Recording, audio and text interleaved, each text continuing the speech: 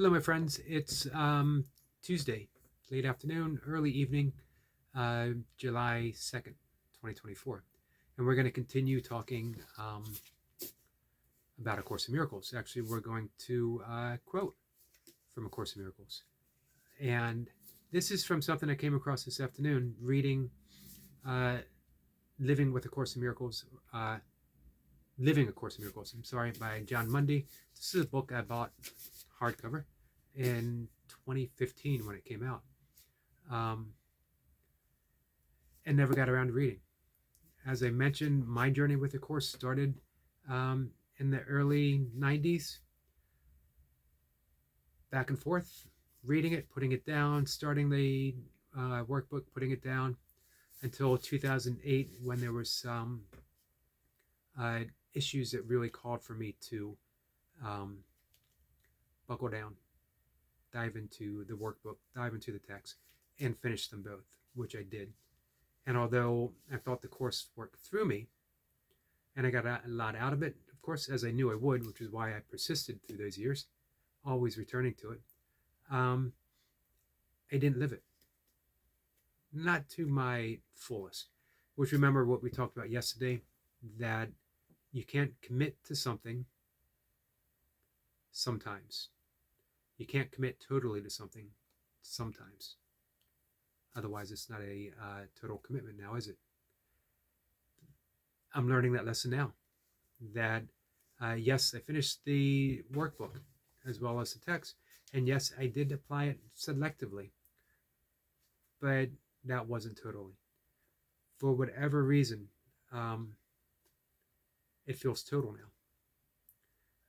Maybe it's the years of yoga and meditation and my breath work has just opened me up, and maybe there's a certain amount of fear present in my life that needs to be addressed in a loving manner, in a forgiving manner, and this is the way to do it. And it needs to be a total commitment. This is a perfect example of the right book finding you. That I bought it in 2015 or 2015, but I just wasn't ready for it. And it was here for me exactly when I needed it. So I'm going to read a quote. Part of it was in the book, but I want to read the whole thing. This is chapter 2, and it is verse 3, and it's on the separation and the atonement. This is really important. It is pointless to believe that controlling the outcome of misthought can result in healing. When you are fearful, you have chosen wrongly. That is why you feel responsible for it. You must change your mind, not your behavior. Let me repeat that. You must change your mind, not your behavior. And this is a matter of willingness. You do not need guidance except the mind at the mind level. Correction belongs only at the level where change is possible. Change does not mean anything at the symptoms level where it cannot work.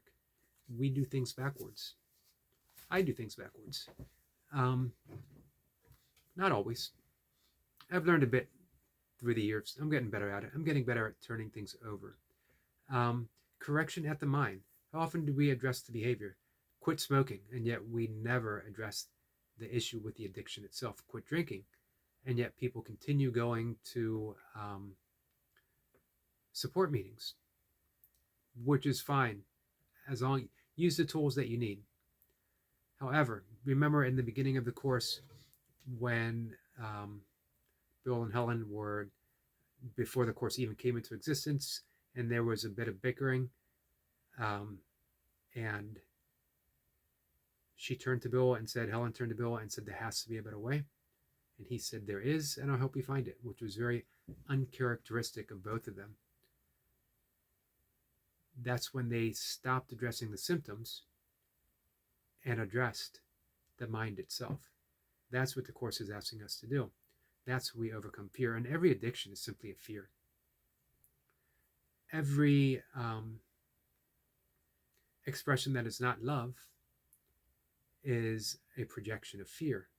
And as the Course in Miracles says at the beginning, that fear is the opposite of love, although love itself truly has no opposite. This is why only love is real, and nothing real can be threatened. Nothing unreal exists. That's what they're asking us to see. That's what the Course is asking us to see. We go to the mind. We examine the mind. Fear is present. What do? We forgive it. We forgive fear. We forgive our projection of fear onto others. We forgive the illusion of fear being projected onto us. And as we forgive, we're changing the mind. We're returning our mind back to love. We're escaping the illusion of any type of persecution, any type of fear, any type of addiction. And we're going straight to the mind. Does this mean quit going to meetings? Certainly not. Do what you need to do for as long as you need to do it. However, at the same time, use these tools, but go to the source. Address those issues at the level where they occur. The level of an addiction with a cigarette doesn't occur in the cigarette, nor does it even occur with the actual smoking of a cigarette, with the action of smoking. It occurs with that impulse that stems from fear that we need to smoke to somehow feel complete, that we need to drink to somehow feel complete, that the only way we won't feel separate from the source is if we are feeding this addiction somehow, even momentarily, even briefly. Everyone who has an addiction feels that they're getting something, however misguided, however harmful, from that addiction. I've been through it. I was given a moment of grace. I've talked about it in some of my live streams. I'm forever thankful for it. And it also, that moment of grace allowed me to continue exploring options that are presented in A Course in Miracles, as well as my meditation, and really examining, again, where these fears, where these addictions come from. Change your mind and change your life. This is why the Course says, do not seek to change the world. Seek to change your perception of the world. Then everything's healed. Then everything's forgiven. And then we have peace, because we brought peace to our mind, and our mind is what projects the world. So with that, guys, thanks for tuning in. If you like these talks, please consider liking, sharing, leave a comment if you want. Very much appreciated. And remember that we're all teachers of, if you're studying the Course, you are a teacher of the Course. If you are living love, then you're a teacher of love, because as the Course says, we teach what we most need to learn. So that certainly lets me off the hook. I don't need to be an expert.